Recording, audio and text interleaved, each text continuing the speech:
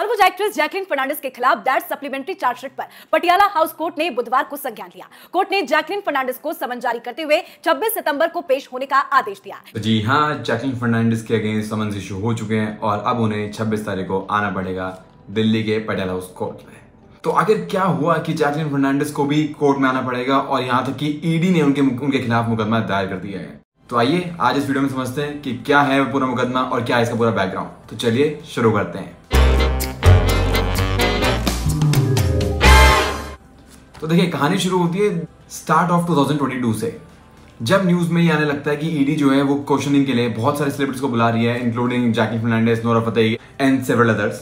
सबको क्यों बुलाया जाता है ईडी? क्योंकि कौन मैन है सुकेश चंद्रशेखर, जिसको अरेस्ट किया जाता है इन ए 200 करोड़ ब्राइब स्कैम केस। और स्कैम को समझने के लिए चलिए थोड़ा सा पहले एक ब्रीफ में पूरी हिस्ट्री समझ लेते हैं। तो आई एम श्योर आप में से सबको पता होगा कि रनबैक्सी एक बहुत बड़ी कंपनी थी इंडिया की।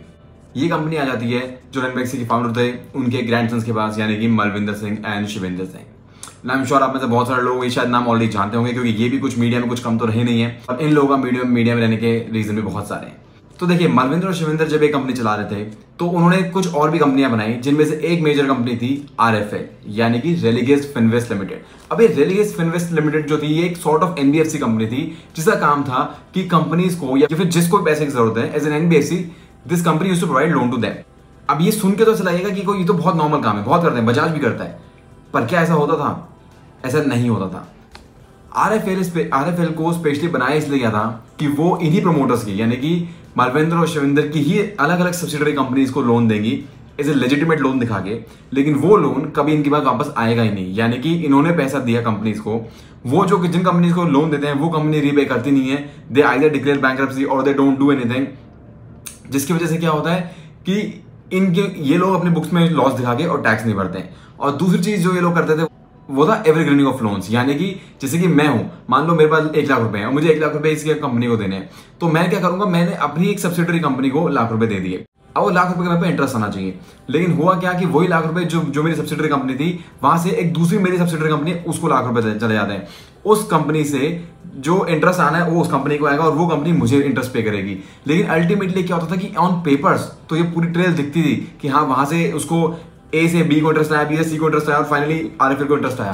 बट एक्चुअली में ऐसा नहीं होता था।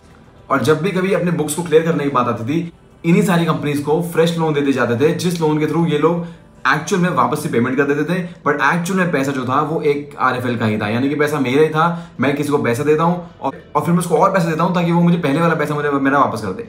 ये होता है एवरग्रीनिंग ऑफ लोन्स का कॉन्सेप्ट, और डेफिनेटली ये अभी इलीगल होता है। तो इन्हीं सब चीजों में जो इनकी एक मेन कंपनी थी वो थी रेलिगेयर, जिसकी सब्सिडरी और सारी बनी थी, जिनमें से एक रेलिगेयर फिनवेस्ट भी थी। तो जब रेलिगेयर की प्रोमोटर्स चेंज हुई, नई मैनेजमेंट आई, तो जब नई मैनेजमेंट आई तो उन्होंने देखा कि इस कंपनी के अंदर तो बहुत धांधलेबाजी चल रही है और ये कंपनी ऐसे ही लॉस में नहीं है। द पॉइंट इज कि कंपनी को हमेशा लॉस दिखाया गया, लेकिन एक्चुअल में जो प्रोमोटर्स थे, जो ओनर्स थे, यानी कि मलविंदर, शिवेंद्र सिंह, इन सब ने पर्सनली बहुत ज्यादा वेल्थ बनाई, क्योंकि इन सब ने पैसा घुमा के सिर्फ अपनी जेब में डाला और कहीं नहीं। लेकिन अब हमारी कहानी शुरू होती है जैकलीन फर्नांडिस की, कि वो इन सब के बीच में कैसे आ गई। तो देखिए, जब ये मलविंदर और शिविंदर जेल में थे, इनको बेल किसी भी तरह से नहीं मिल रही थी। They have tried their level best. इनको ना तो ट्रायल कोर्ट से बेल मिली, ना ही हाई कोर्ट से, सो मच सो इनको किसी भी फोरम से बेल मिल ही नहीं रही थी। और इसी नाकामी के चक्कर में जो शिविंदर सिंह की वाइफ है, यानी अदिति सिंह, एक दिन उन्हें एक फोन आता है by a man named Sukesh Chandrashekhar. Obviously वो अपना सही नाम तो बताता नहीं है, वो ये बताता है कि वो एक ऐसा सीक्रेट आदमी है जो हमारे होम मिनिस्टर यानी अमित शाह के बहुत करीबी है, और वो उनको सारा मुकदमा पता है रेलिगेयर के साथ जो हुआ है, और वो जो है शिविंदर सिंह को बेल दिला सकता है, लेकिन उसके लिए उसको 200 करोड़ रुपए चाहिए, because he has to distribute this bribe to everyone. अब देखिए, अदिति जी जो थी उनके पास ऑब्वियसली बात है पैसे की कमी तो थी नहीं, कि चाहे ही रेलिगेयर या फिर रेलिगेयर फिनवेस्ट लिमिटेड में कितना ही लॉस दिखाया ऑन पेपर, लेकिन उनके प्रमोटर्स यानी कि मलविंदर और शिविंदर की जेबें हमेशा भरी हुई थी। तो क्योंकि पैसा बहुत था लेकिन कहीं से रिलीफ नहीं आ रहा था, तो Aditi Singh got caught in this scam and also she ended up paying this amount to the con man, यानी कि चंद्रशेखर। तो जब ये 200 करोड़ रुपए दे दिए और उसके बावजूद भी बेल नहीं मिली, तब अदिति सिंह को लगा कि ये तो कुछ मेरे साथ गड़बड़ हुई है। और जब इस बारे में बात मीडिया में आई और इन्वेस्टिगेशन आगे बढ़ी, तब समझ में आया कि ये जो पैसा गया था, ये पैसा गया था सुकेश चंद्रशेखर के पास। और सुकेश चंद्रशेखर, देखिए आपको लग रहा हो कि 200 करोड़ रुपए कैसे निकाल लिए, कि देखो ये हलवा थोड़ी से निकाल लिया।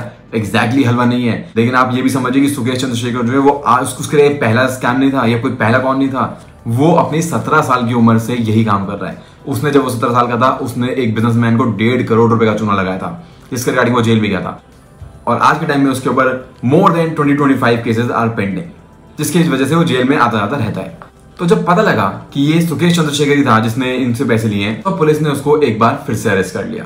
और कमाल की बात तो ये कि ऑलरेडी 2017 से तिहाड़ में ही था। बीच में कुछ प्रोविजंस को यूज करके कभी ना कभी कुछ थोड़ा टाइम के लिए बाहर आता था, लेकिन 2017 से ये अभी तक तिहाड़ में ही था। और ये जो पूरे 200 करोड़ रुपए इसने लिए वो सब तिहाड़ है बैठे बैठे। और ये तिहाड़ में ये तिहाड़ से जब भी फोन करता था आदित्य सिंह को, तो हमेशा अपने कभी वॉइस मॉड्यूलेट करके कभी और नंबर्स ऐसे लेके, यानी कि जिन नंबर से फोन भी करता था तो उन नंबर को अगर आप ट्रू कॉलर पे भी चेक करोगे तो यही लिखा था कि जो पर्सनल सेक्रेटरी अमित शाह के या फिर कोई लॉ मिनिस्टर का कोई जूनियर है, उस तरह से जो लोग होते थे उनकी एग्जैक्ट ग्रीन टेक वाली नोटिफिकेशन दिखती थी, ताकि किसी को किसी भी लेवल पे शक ही ना हो। और यही सब तो सुकेश की आर्ट थी, यही सब तो उसकी कला थी। लेकिन फाइनली वो पकड़ा गया, ये सारा मामला बाहर आया। लेकिन जब ये मामला बाहर आया तो इसके साथ ही साथ एक और चीज भी बाहर आई, और वो थी सुकेश चंद्रशेखर और जैकलिन फर्नांडिस की इंटीमेट पिक्चर्स। और जैसे ही इंटीमेट पिक्चर्स बाहर इंटरनेट पे आई, पूरे इंटरनेट पे मानो आग ही लग गई। और भैया जब एक बार इंटरनेट पे कोई चीज आ जाती है, वो भी इस तरह की कोई चीज अगर आ गई, then good luck putting that genie back into the box, because that can never happen. तो जब ये चीजें बाहर आई तो शुरुआत में तो जैकलिन फर्नांडिस ने अपने सारे लिंक्स जो थे, अपना सारा रिश्ता सुकेश के साथ सब डिनाई करती गई। लेकिन अल्टीमेटली उनको जब ईडी ने समन किया और बुलाया, तो ड्यूरिंग इंटेरोगेशन उन्होंने ईडी ऑफिसर्स को बताया। शुरू में जब सुकेश ने फोन करने लगा था तो वो उनको इग्नोर करती थी, क्योंकि ऑब्वियसली बात है सेलिब्रिटीज को इस तरह के बहुत सारे कॉल्स आते रहते हैं, तो लाइक एनीवन एल्स वो भी इग्नोर करती थी। लेकिन फिर सुकेश ने इनको बताया कि वो जो है वो सन टीवी और Malabar gold and diamond jewellery का जो पूरी चेन स्टोर है उसके ओनर है, और साथ ही साथ अमित शाह के भी बहुत अच्छे दोस्त हैं। अब ये सुनने के बाद जैकलिन ने क्यों उसको घास डालना शुरू किया, क्या उनका रीजन था, अब ये तो वही जैकलिन ही जाने। ऑब्वियसली बात है पैसा बोलता है, और यहाँ भी बोल गया। Not just for the sake of saying it, Sukesh ने जैकलिन के लिए मोर देन 7.5 करोड़ खर्च भी किए। तो जैकलिन ने इंटरोगेशन में बताया कि उनके बहन के अकाउंट में 1.5 लाख US डॉलर्स ट्रांसफर किए थे सुकेश ने, उनके भाई के अकाउंट में 15 लाख ट्रांसफर हुए थे, प्लस उनको बहुत सारे गिफ्ट मिले, यानी कि expensive bags, clothes, 3 mini Cooper गाड़ी, some pets and some other things, plus expensive luxury hotels में मिलना, वहां स्टे करना, एवरीथिंग।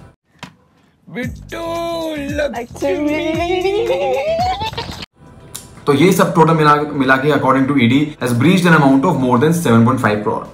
तो इन सारे जवाब के आने के बाद ईडी ने जैकलिन फर्नांडिस 7.25-7.5 CR के अप्रोक्सीमेट एसेट जो है वो सीज कर दिए। अब जैकलिन का कहना ये है कि देखिए उनका कोई इन्वॉल्वमेंट है ही नहीं इसके अंदर, ये जो एसेट सील किए गए हैं, वो सारा जो पैसा उसकी जो FD सीज हुई है, ये सब जैकलिन की खुद की कमाई हुई चीजें हैं, इसका सुकेश से कोई लेना देना नहीं है। Plus she was not a part of the scam, क्योंकि उसको कुछ पता भी नहीं था इस बारे में। हाँ, उसको ये जरूर पता था कि सुकेश एक बार जेल गया था, लेकिन जब उसने पूछा तो सुकेश ने उसको बोला कि वो किसी ने उनको जबरदस्ती जेल में डलवाया था उनके अगेंस्ट झूठा केस करके। और जैकलिन इतनी भोली थी कि उन्होंने सब मान लिया। और भाई माने भी क्यों ना, जब इतने एक्सपेंसिव गिफ्ट्स आ रहे हो, इतनी लग्जरी लाइफ आपको जीने को मिल रही हो, तो फिर तो जो आपको लाइफ दे रहा है वो जो बोलेगा आप माने जाओगे ना आराम से, बिना क्वेश्चन करे। वही जैकलिन ने भी किया। अब जब ये सब कंट्रोवर्सी चल रही थी तो ईडी ने कुछ और सेलिब्रिटीज को भी समन्स भेजे और बुलाया, उनको इंटरोगेट किया, जिनमें से एक थी नोरा फतेही। तो अब जो ईडी ने सप्लीमेंट्री चार्जशीट फाइल की है पटियाला हाउस कोर्ट दिल्ली में, जिसके अंदर उन्होंने जैकलिन को अक्यूज बनाया, तो जैकलिन का ये कहना है कि उनके अगेंस्ट जो है डिस्क्रिमिनेशन किया जा रहा है, क्योंकि सिर्फ उन्हीं को अक्यूज बनाया जा रहा है, जबकि ये नाम और भी है, यानी कि नोरा फतेही और बहुत सारे और भी सेलिब्रिटीज के नाम है, में से किसी को भी अक्यूज नहीं बनाया जा रहा है। ये तो थी पूरी कहानी कि क्यों जैकलिन फर्नांडिस को बुलाया गया है और क्या है इसका पूरा बैकग्राउंड। अब समझते हैं कि क्या जैकलिन एक्चुअली में इसमें इन्वॉल्व है या क्या होगा जैकलिन के साथ इसमें आगे। तो उसके लिए हमें थोड़ा सा पहले समझना पड़ेगा कि हमारे देश में मनी लॉन्ड्रिंग का कानून है क्या। और बाय द वे अगर आप बहुत अच्छे से जान रहे हैं कि मनी लॉन्ड्रिंग कानून क्या है, तो मैंने इस पर ऑलरेडी एक वीडियो बना रखी है, वो आपको ऊपर आई बटन में मिल जाएगी, आप चाहें तो उसे जाके चेक कर सकते हैं। एंड आई रियली अर्ज ऑल ऑफ यू जो इसको जानना चाहते हैं कि इसके आगे क्या होगा, वो वीडियो जरूर देखें। तो देखिए अभी कोर्ट ने समन किया है, तो अब जब 26 तारीख को जैकलिन फर्नांडिस कोर्ट में अपीयर होंगी, विच आई हाईली डाउट कि वो एक बारी में आ जाएंगे। आई रियली फील कि वो शायद हो सकता है अपने काउंसिल को भेजें, but according to me she must come. उन्हें ऐसा नहीं करना चाहिए, उन्हें सिर्फ अपने काउंसिल को नहीं भेजना चाहिए, because this is not some any other criminal matter, but it is the matter of enforcement directorate. तो उन्हें खुद पर्सनली प्रेजेंट हो जाना चाहिए, तब उनको चार्जशीट दे दी जाएगी। लेकिन जब बात आती है कि क्या उनके ऊपर मनी लॉन्ड्रिंग का एक्चुअल फॉर्मल जुडिशियल चार्ज लगेगा, हमारा जो कानून है बहुत सिंपल बोलता है कि अगर आप कोई ऑफेंस करते हो, यानी कि कोई ऐसा ऑफेंस जो हमारे मनी लॉन्ड्रिंग एक्ट के शेड्यूल में दिया हुआ है, और उस ऑफेंस को करने की वजह से आपके पास कुछ पैसा आता है, कुछ प्रॉपर्टी आती है, और उस पैसे को फिर आप कहीं वाइट करते हो या वाइट प्रोजेक्ट करने की कोशिश करते हो, तो that's when you commit the offence of money laundering. या फिर उसी चीज में, यानी ब्लैक को व्हाइट करने में जो आपकी मदद करता है, that person is also accused of money laundering. अगर हम जैकलिन का वर्जन देखें तो वो ये बोलती है कि वो इस पूरे स्कैम में किसी भी तरह से रिलेटेड नहीं है, क्योंकि उसको तो पता ही नहीं था कि ये जो गिफ्ट आ रहे हैं वो कहां से आ रहे हैं, क्या ये ब्राइब के पैसे से आ रहे हैं या वो अपने आप से ला रहा है, उससे कोई आइडिया नहीं था। Because she was under the impression कि भैया सन टीवी और मलाबार के ओनर है वो। वैसे तो अब जैकलिन ने एक सिंपल गूगल सर्च से भी देख सकते थे कौन है इनके ओनर, बट एनीवेज आप देखिए बात यहाँ पे ये आती है कि जैकलिन की स्टेटमेंट को सही मान भी सकते थे, लेकिन उनकी जो इंटीमेट फोटोज वायरल हो गई सुकेश के साथ, तो अब प्रमेय फसाई कहना ये बहुत ही मुश्किल है कि उनको इस बारे में कोई भनक नहीं थी या उनको कोई आइडिया ही नहीं था। देखिए नोरा फतेही को इसमें इन्वॉल्व नहीं किया जा रहा है, बार बार जैकलिन बोल रही है कि इसको भी इन्वॉल्व करना चाहिए। आई फील कि बहुत अच्छा होगा कि नोरा को इन्वॉल्व नहीं किया, क्योंकि नोरा को कनेक्शन वैसे भी नहीं बन रहा है। अगर आप और रिपोर्ट्स उठा के देखोगे तो नोरा का एक्चुअली कोई कनेक्शन बन ही नहीं रहा है इस पूरे स्कैम के साथ। हाँ, अगर उन्हें कुछ कोई गिफ्ट मिले भी होंगे तो भी that doesn't link Nora to his scam. और अगर ऐसा सिचुएशन होता कि सुकेश ने कुछ करप्शन किया, कुछ उसके पास कुछ प्रोसीड्स ऑफ क्राइम आए और उससे उन्होंने कुछ गिफ्ट या वो पैसा जैकलिन को दिया, तो वहां तक की बात रुक जाती। लेकिन जब यहाँ पे इतनी चीजें बाहर आई कि वो बहुत ज्यादा इंटीमेट थी उनके साथ, बहुत ज्यादा क्लोज रिलेशनशिप में थी उनके साथ, तो बस इसलिए ये अभी स्टार्टिंग में रूल आउट करना बहुत मुश्किल हो जाएगा कि क्या उनको इस बारे में पता था या नहीं था, स्कैम के बारे में क्या उनको ब्लैक और व्हाइट करने का पता था या नहीं था। इसीलिए आई फील प्रमेय फसाई तो जैकलिन के ऊपर चार्ज लग भी सकता है, लेकिन अब ये तो वक्त ही बताएगा कि ईडी की चार्जशीट में एक्चुअली में है क्या, कितने प्रूफ है उनके पास और किस तरह के प्रूफ है। और रही बात हमारे कॉन मैन यानी सुकेश चंद्रशेखर की, तो मैं आपको बता दूं ये बहुत ही बड़े वाला कॉन मैन है, और ये जब से 2017 से भी तिहाड़ में है। He has been living life like a king size. ये एक ऐसी जिंदगी जीता जहां पे इसको तिहाड़ में इसका खुद पर्सनल ऑफिस मिलता है, इसको अपने पर्सनल स्पेस, इसको पर्सनल लग्जरी स्पेस मिलता है रहने के लिए, इसके लिए ताज होटल से खाना दारू आती है, इसके लिए फॉरेन विमेन आती हैं जिनको खुद पुलिस वाले सैल्यूट करके लेके आते हैं, और इसके पास हर एक चीज की एक्सेस है जेल में। तो सोचे तिहाड़ जेल में, ये हम हार्ट ऑफ इंडिया दिल्ली के अंदर बात कर रहे हैं। अब इस चक्कर में ईडी ने बहुत सारे पुलिस वालों को भी एक्यूज बनाया और उनके ऊपर शिकंजा कसा है, लेकिन फिर भी बात तो ये है कि क्या सुकेश चंद्रशेखर गिल्टी प्रूव होगा, और अगर हो भी गया तो सजा कैसे मिलेगी, क्योंकि अभी भी वो सजा ही काट रहा था जेल में जब इतनी लग्जूरियस लाइफ जी रहा था। आज के लिए इस वीडियो को यहीं खत्म करते हैं। आई होप आपको वीडियो अच्छी लगी हो। If yes, don't forget to hit the like button, share with your friends. मैं मिलूंगा आपसे नेक्स्ट वीडियो में। Till then take care, bye bye.